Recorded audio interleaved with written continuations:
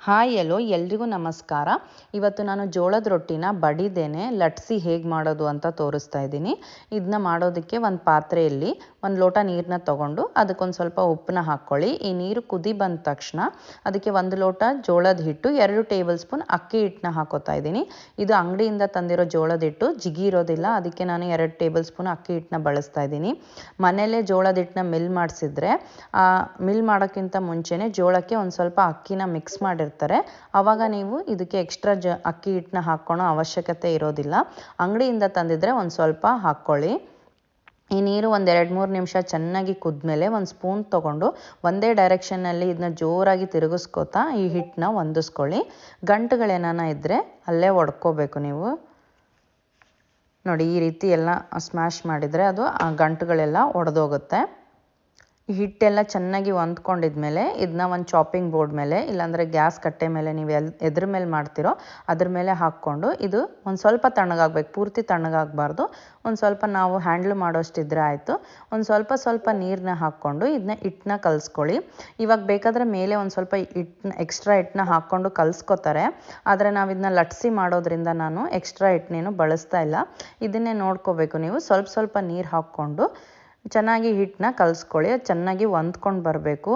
ನಮ್ಮ ಚಪಾತಿ ಹಿಟ್ಟು ಥರ ಹಿಂಗೆ ಹಿಟ್ಟಾಗಿರುತ್ತೋ ಆ ರೀತಿ ಹೊಂದ್ಕೊಂಡು ಬರಬೇಕು.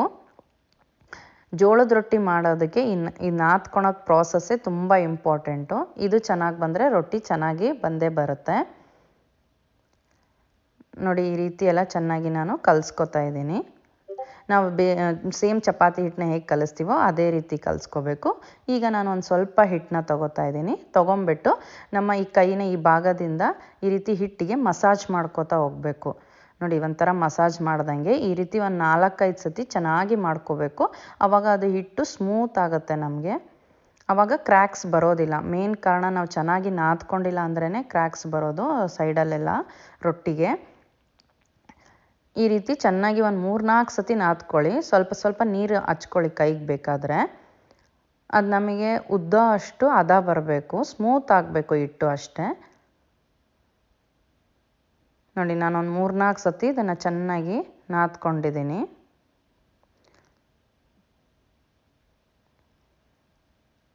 ಈ ರೀತಿ ನಾದ್ಕೊಂಡಿದ್ಮೇಲೆ ಇದನ್ನ ಉದ್ದವಾಗಿ ಮಾಡಿಕೊಂಡು ಸ್ವಲ್ಪ ಹಿಟ್ಟನ್ನ ತಕ್ಕೊಳ್ಳೋಣ. ಇಷ್ಟು ಹಿಟ್ಟಲ್ಲಿ ನಾನು 4 ರೊಟ್ಟಿನ ಮಾಡ್ತಾಯಿದ್ದೀನಿ. ಇನ್ನೂ ಸ್ವಲ್ಪ ಉಳಿದಿರುತ್ತಲ್ಲ ಆ ಹಿಟ್ಟನ್ನ ಇದೆಲ್ಲ ಖಾಲಿ ಆದಮೇಲೆ ಮತ್ತೆ ಇದೇ ರೀತಿ ನಾದ್ಕೊಂಡು ನೀವು ತಕ್ಕೋಬೇಕಾಗತ್ತೆ ಹಿಟ್ಟನ್ನ. ನೋಡಿ, 4 ಬಟ್ಟು ಆಯಿತು ನನಗಿವಾಗ. ಈಗ ಒಂದು ತೊಗೊಂಡಿದ್ಮೇಲೆ ಒಂದು ಸಪ್ರೇಟ್ ಹಿಟ್ಟನ್ನ ತೊಗೊಂಡಿದ್ಮೇಲೆ ಮತ್ತೆ ಇನ್ನೊಂದು ಸತಿ ನೀವು ನಾದ್ಕೋಬೇಕು. ಹಂಗೆ ಡೈರೆಕ್ಟಾಗಿ ಮಾಡಿದರೆ ನೀಟಾಗಿ ರೌಂಡ್ ಶೇಪ್ ಬರೋದಿಲ್ಲ. ನೋಡಿ, ಇನ್ನೊಂದು ಸತಿ ನಾದ್ಕೊಂಡು ರೌಂಡ್ ಮಾಡಿಕೊಂಡು ಸ್ವಲ್ಪ ಹಿಂಗೆ ಪ್ರೆಸ್ ಮಾಡ್ಕೊಳ್ಳಿ. ಕೈಯಿಂದ ಪ್ರೆಸ್ ಮಾಡಿಕೊಂಡು ಒಂದು ಸ್ವಲ್ಪ ಒಣ ಹಿಟ್ಟನ್ನ ಉದುರಿಸ್ಕೊಳ್ಳಿ ಇದ್ರ ಮೇಲೆ.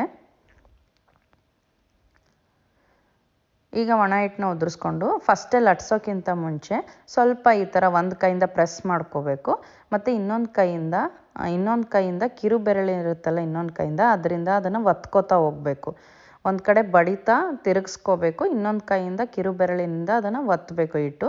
ಆವಾಗ ಅದು ಕ್ರ್ಯಾಕ್ಸ್ ಬರೋದಿಲ್ಲ. ನೋಡಿ, ಈ ರೀತಿ. ಈಗ ಲತ್ತುಡಿ ತೊಗೊಂಡು ಇದನ್ನ ಲಟ್ಟಿಸ್ಕೊಳೋದು ಅಷ್ಟೇ.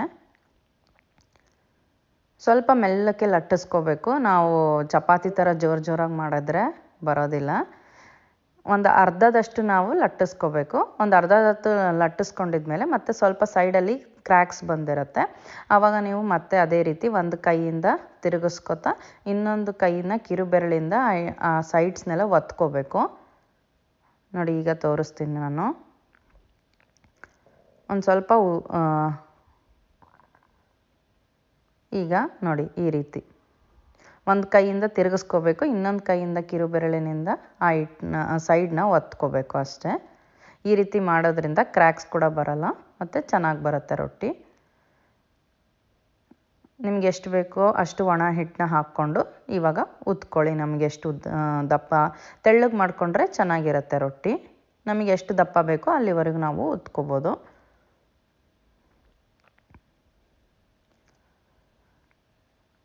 ನೋಡಿ, ಒಂದು 2-3 ಸತಿ ಮಾಡಿದರೆ ಆಯಿತು, ಬಂದುಬಿಡುತ್ತೆ.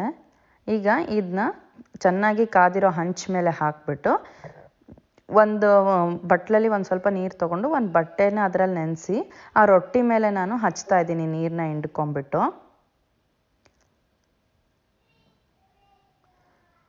ಈ ನೀರು ಒಂದು 80% ಅಷ್ಟು ಆರಿದ ಮೇಲೆ ನಾವು ಇನ್ನೊಂದು ಕಡೆ ತಿರುಗಿಸ್ಬೇಕು. ನೋಡಿ ರೊಟ್ಟಿ ಕೂಡ ಉಬ್ಬುತ್ತಾ ಇದೆ. ಪದೇ ಪದೇ ತಿರುಗಿಸ್ಬಾರ್ದು, ರೊಟ್ಟಿ ಸಾಫ್ಟ್ ಆಗಲ್ಲ, ಗಟ್ಟಿಯಾಗಿಬಿಡುತ್ತೆ. ಒಂದು 80% ಆ ನೀರು ಡ್ರೈ ಆಗಿದ್ಮೇಲೆ ತಿರುಗಿಸ್ಕೊಳ್ಳಿ. ತಿರುಗಿಸ್ಕೊಂಡು ಇನ್ನೊಂದು ಬಟ್ಟೆ ತೊಗೊಂಬಿಟ್ಟು ತಿರುಗಿಸ್ಕೊತಾ ಸೈಡೆಲ್ಲ ಸ್ವಲ್ಪ ಬೇಯಿಸ್ಕೊಳ್ಳಿ.